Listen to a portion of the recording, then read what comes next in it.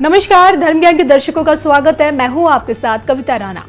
शक्ति जागृत है और जागृत शक्ति को ना ही दबा कर रखा जा सकता और ना ही नष्ट किया जा सकता है, और ऐसा कहना है अमेरिका की रहने वाली शक्ति तंत्र उपासक मां श्री गीतम का। बकायदा इसका उदाहरण देते हुए उन्होंने सऊदी में मिले 8000 साल पुराने मंदिर का भी जिक्र किया था। मक्का के धरातल पर सोचिए, 8000 साल पुराना मंदिर, पूजा स्थल के अवशेष और प्राचीन पूजा वेदी, ये सब कुछ उस वक्त नजर आया जब साल 2022 में ये खबर सामने आई कि सऊदी की धरती पर हुई खुदाई से शक्ति के सबूत निकले हैं, और जिसका जिक्र हाल फिलहाल में मां श्री गीतम ने भी किया। हमारा जो देश है वो शक्ति उपासना का देश था जी, जहाँ इतने मंदिर हमारे कश्मीर से लेके नीचे आज तमिलनाडु में भी टूट रहे हैं शक्ति के। भारत, जो कि वैसे भारत की अगर बात करो तो उस टाइम पहले शायद लास्ट मंथ ही 8000 साल पुराना मंदिर निकला है जी। तो क्या आप इसे छोटा मंदिर कहेंगे? क्या वो शक्ति का नहीं होगा? चाहे वो शिव का हो तो एक जागृत मंदिर नहीं कहेंगे, जिसका अस्तित्व आज भी इतने साल के बाद, 8000 साल के बाद भी उसका अस्तित्व है, उसको जागृत। तो कितनी जागृत पीठे होंगे यहाँ पर। ये मन में, ये जब हमारे देश में शक्ति हो या कोई भी जागृत पीठ हो, उसको हार्म पहुंचाएंगे, और हार्म पहुंचाने के बाद इसको एक बहुत ही सिस्टमेटिकली एक डिजाइन करके ये एक बात आती है कि जब अंग्रेजों में भी हमारे से ज्यादा दिमाग था, हिंदुओं से ज्यादा, मैं बोल रही हिंदू, सनातनी नहीं बोल रही, मैं हिंदू बोल रही हूँ।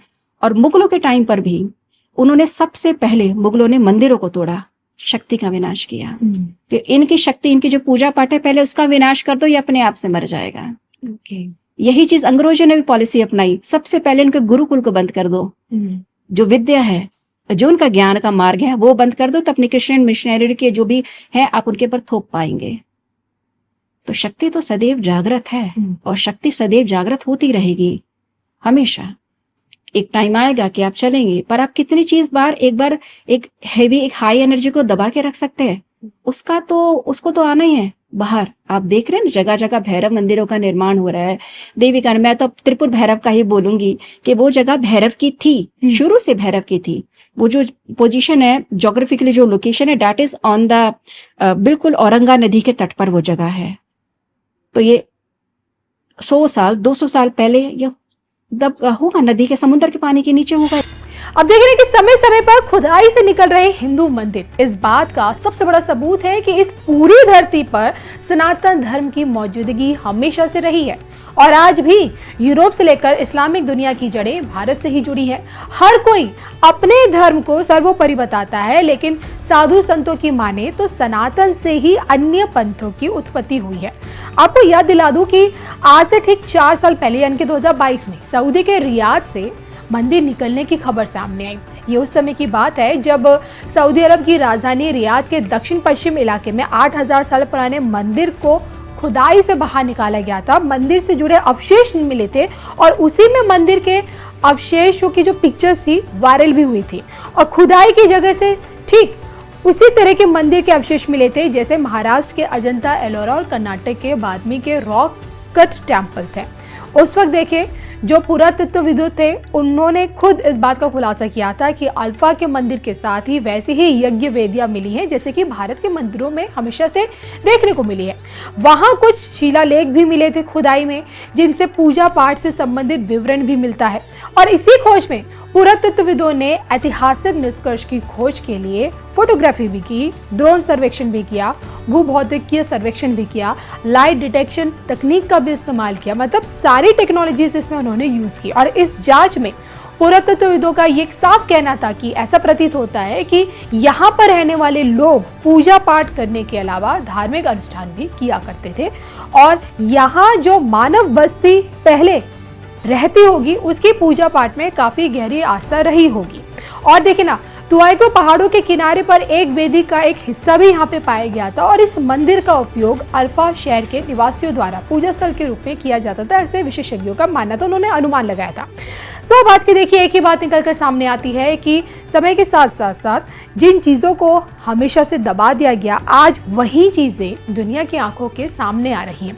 अमेरिका से लेकर रूस, तजाकिस्तान से लेकर कजाकिस्तान, उज्बेकिस्तान से लेकर जितने भी मुस्लिम कंट्रीज है, तुर्की से लेकर सीरिया और इंडोनेशिया से लेकर सोचिए चीन जैसा देश जो कि पूरी तरह से नास्तिक देश है, इन तमाम देशों में हिंदू धर्म के साक्ष्य कहीं ना कहीं मिलते जरूर है। खुदाई से मिलने वाले हिंदू देवी देवताओं की मूर्तियां हो या मंदिर से जुड़े अवशेष इस ओर इशारा करते हैं कि समस्त ब्रह्मांड सनातनी है, बस पंथ के नाम पर दुनिया बटी हुई है। और इसी बटने के चक्कर में आप देख ही रहे किस तरह से ईरान, इजराइल और अमेरिका के बीच जो जंग छिड़ी हुई है। लेकिन क्या आप भी यही सोचते हैं कि सनातन ही सारे पंथों का, सारे धर्मों का मूल है? कमेंट करके बताइएगा जरूर।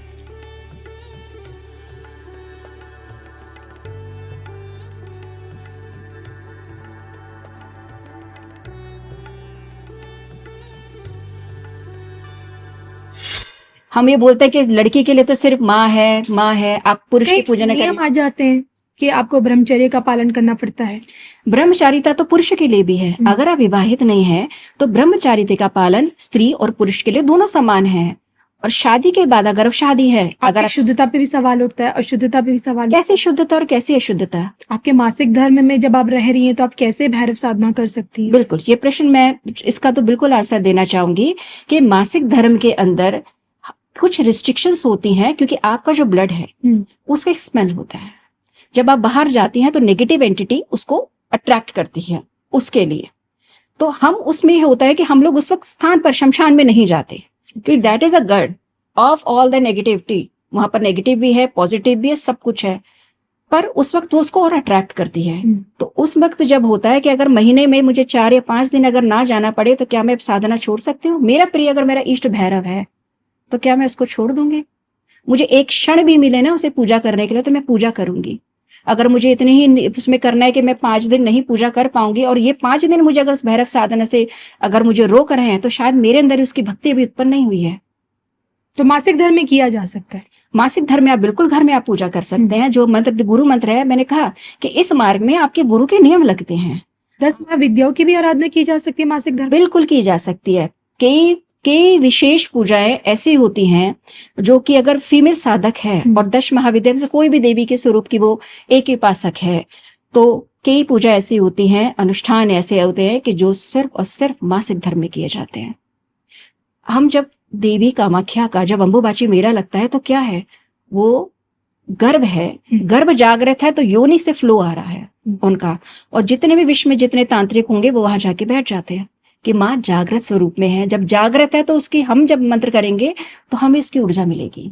ओके। और वो चीज अगर हम बोलते हैं कि देवी का अगर स्त्री स्वरूप में, जिसमें माँ दुर्गा सप्तशती में कहती हैं, माँ का श्लोक आता है कि हर स्त्री के अंदर मेरा अंश है। अब वो अंश है, अब वो अंश जब मासिक धर्म में हो रहा है तो आप उसको अशुद्ध कैसे कह सकते हैं? जहाँ पे माँ कह रही है तो या तो मैं लोगों के बनाए नियम कहूंगी या मैं खुद माँ दुर्गा का जो मार्कंडेय पुराण में जो है, मैं उन देवी वचनों को मैं यकीन करूंगी। अभी मेरे पर करना है कि मुझे किसको सुनना है, ग्रंथ को या समाज को, जो तय करेगा कि मैं शुद्ध हूं या अशुद्ध।